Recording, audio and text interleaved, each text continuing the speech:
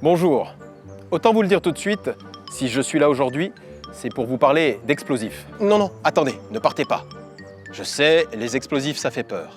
C'est sans doute que vous avez en tête l'image d'un bâton de dynamite comme celui-ci, qu'on allume avec ce genre de briquet.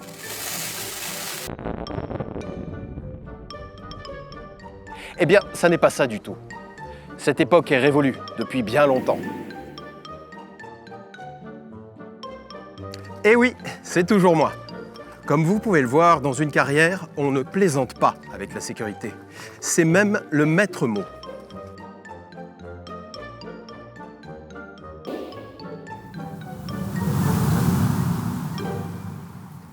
La pierre, on en a besoin au quotidien.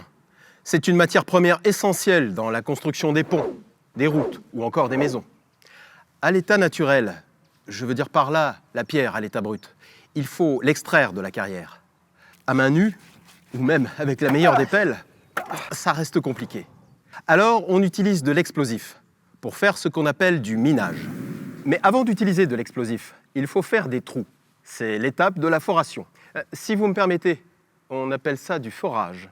Oui, alors disons que nous avons tous les deux raison puisque les deux mots sont employés dans la profession.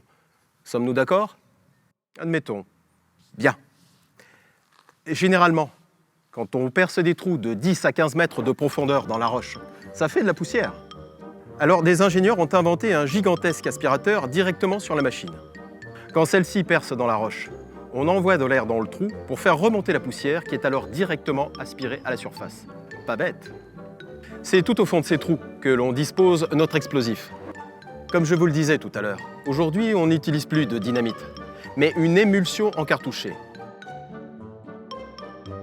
Après la cartouche et son détonateur, on ajoute un explosif moins puissant pour remplir le trou. Pour finir, on bouche le trou avec du caillou fin sur plusieurs mètres. Pourquoi? Eh bien, tout simplement pour empêcher que l'énergie de l'explosion ne parte dans les airs. Puisque nous, ce qu'on veut, c'est qu'elle aille dans le sol. Pour casser le caillou. Sinon, ça n'aurait aucun intérêt. Mais comment faire pour choisir le nombre de trous, leur profondeur, leur emplacement, le type et la quantité d'explosifs à utiliser? Eh bien, c'est très simple. On se gratte la tête, on lance une poignée de cailloux en l'air, on tourne 2 fois sur soi-même et hop, on a la solution.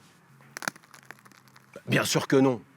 Tout cela est étudié et calculé avec la plus grande précision avant le tir et retranscrit sur un document appelé plan de tir. Les plus scientifiques d'entre vous seront ravis d'apprendre qu'on utilise même une formule mathématique. En effet, la loi Chapeau permet d'estimer l'intensité des vibrations en fonction des caractéristiques du massif rocheux et de la distance du tir par rapport aux constructions avoisinantes. Élémentaire, n'est-ce pas? C'est vrai, quand ça explose, des ondes se propagent. Les impacts sur l'homme et son environnement, lors d'un tir de mine, sont les ondes qui se propagent dans le sol, appelées vibrations, et celles qui se propagent dans l'air que l'on nomme surpression aérienne. Alors oui, ça vibre. Mais sachez qu'on ne peut pas faire n'importe quoi.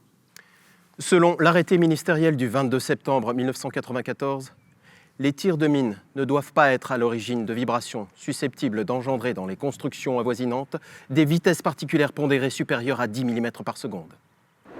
Et figurez-vous qu'en France, on est très exigeant. Parce qu'en Europe, la réglementation fixe le seuil limite à 15 mm par seconde. Les vibrations et la surpression aérienne se mesurent à l'aide d'un appareil appelé sismographe, équipé d'un géophone qui mesure les vibrations dans le sol et d'un microphone qui mesure la surpression aérienne. Finalement, on dirait un peu un détecteur de mensonges. D'ailleurs, ceux qui vous diront qu'on le place volontairement sur le toit des maisons pour minimiser les vibrations, eh bien... Bref, ces appareils de différentes marques sont tous équipés d'un capteur que l'on fixe au plus près des fondations d'un bâtiment. Concernant la surpression aérienne, comme son nom l'indique, il s'agit d'un changement de pression dans l'air. L'onde qui se propage modifie sur un temps très court la pression atmosphérique. Et c'est cette variation que l'homme peut parfois ressentir, sans pour autant que cela soit lié à ce qui se passe sur le bâtiment. Il faut savoir que certains paramètres extérieurs peuvent aussi influencer la propagation des ondes et donc notre ressenti, comme par exemple la topographie du lieu ou encore la météo. Les experts de Titanobel, spécialisés dans la fabrication et la distribution d'explosifs civils, font tout pour réduire cet impact. Par exemple, Afin de limiter la charge explosive qui détonne à un instant T, on séquence le tir. C'est-à-dire que les trous sont déclenchés les uns après les autres à quelques millisecondes d'écart. C'est simple. Moins d'explosifs au même moment égale moins de surpression aérienne. La durée du tir est également limitée afin de provoquer le moins de vibrations. Et oui, tout est calculé.